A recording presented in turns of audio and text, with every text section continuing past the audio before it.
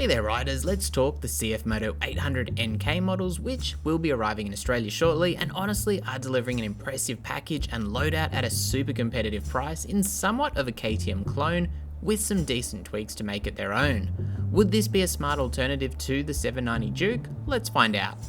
These bikes look like they'll be competing in the same category as the Hornet 750 from Honda, which I was blown away by when I recently tested that bike out, with value-driven mid-capacity machines making a comeback and CFMOTO certainly offering their own take on the idea. Now, CFMOTO is a Chinese manufacturer and they've advanced leaps and bounds in recent years, coming from offering fairly basic machines at competitive prices to a point where we're starting to see machines that rival the big players and arguably offer a better balance of value and loadout, particularly if you think they can match the reliability and build quality of their rivals. Of course, those last 2 points are still up in the air for many riders' minds, but if you're all about value, it's an attractive proposition. CFMOTO produced the KTM 790 motors, and it looks like they'll also take over production of the 890 units as well at some point, based on previous statements from KTM.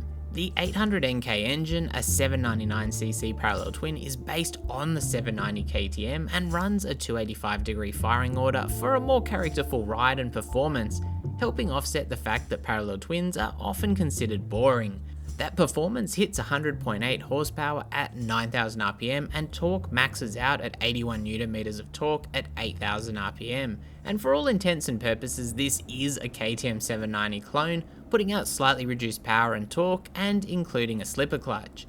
Details shared by CFMOTO include forged aluminium pistons, chrome ceramic coated piston pins, forged cracked connecting rods, and a one-piece crankshaft with plain bearings. It's the same engine as seen in the 800MT Adventure Bike 2, but running a higher state of tune for the naked bike application, which is obviously going to be a bit sportier. A ride-by-wire throttle allows for ride modes including street, sport, and rain, as well as cruise control, but interestingly, traction control is missing here. On the standard sport model, there's a 5-inch TFT, but on the upspec advanced version, you get an 8-inch TFT, plus quick shifter, Apple CarPlay, keyless start, and steering damper.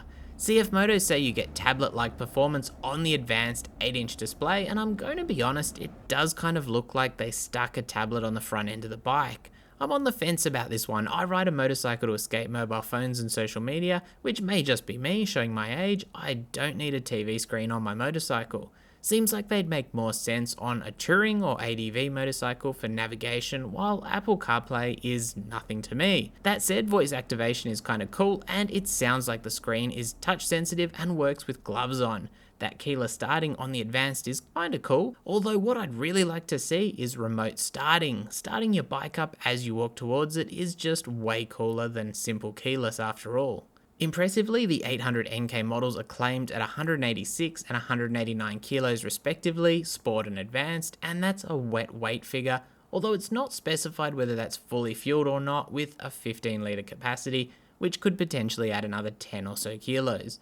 Another area that's quite impressive is the suspension loadouts, which are shared between the two bikes and are from KYB, with a 43mm USD fork with full adjustability and 130mm of travel on the front, while a KYB shock offers rebound and preload adjustment also with 130mm of travel. Keep in mind the 790 Duke runs non-adjustable suspenders except preload at the shock, and notably CFMOTO obviously are running KYB, not the KTM hallmark WP suspension. Journo provides the brakes, 320mm front rotors and 4-pot radial calipers, while the rear is a 260mm rotor with dual-pot caliper backed by a Bosch ABS, obviously at both ends. Now obviously the brake and suspension setups are only going to be truly tested in real world conditions, however on paper these are very competitive machines, and obviously we know that KYB and Journo provide good components.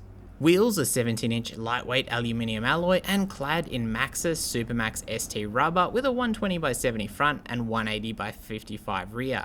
Maxxis are owned by the same company as CST, and I can't really say I've had that much to do with them, although the CST tyres have always been solid. Another detail is the 795mm seat height, which is significantly lower than the 790 Duke, by 40mm in fact, and will offer a much more inviting perch for most riders, while an accessory 820mm version is available for taller riders or those after a roomier ergo, with less worry about reaching the ground. Pricing for these two models for Australia are $10,990 right away for the 800NK Sport and $12,490 right away for the Advanced with the extras, which are staggeringly good buy-ins for the loadouts and backed by a 3-year warranty. I'd lean towards the Sport personally and really dig the look of these bikes. Styling is clean and futuristic, and I'm keen to see how the finish quality looks in the flesh. The early CFMOTOs could be a bit rough on that front in the early days, but the newer stuff seems significantly better. Of course, the real test is how these bikes ride, how sorted the suspension and brakes are, and of course, more personal judgments, like whether you like the character, style, ergos, and overall proposition of the machine. I guess from my perspective, with so many bikes now being made in India, China, and Thailand, regardless of which branding adorns them, it's interesting to see what the actual Chinese and Indian manufacturers are producing and have to offer by way of comparison. And as I always say, even if you're not considering buying one, the competition is good for the industry overall. Now, would an 800NK replace a 790 Duke? I'm not sure on that one, although the CFMOTO has the edge in a few areas.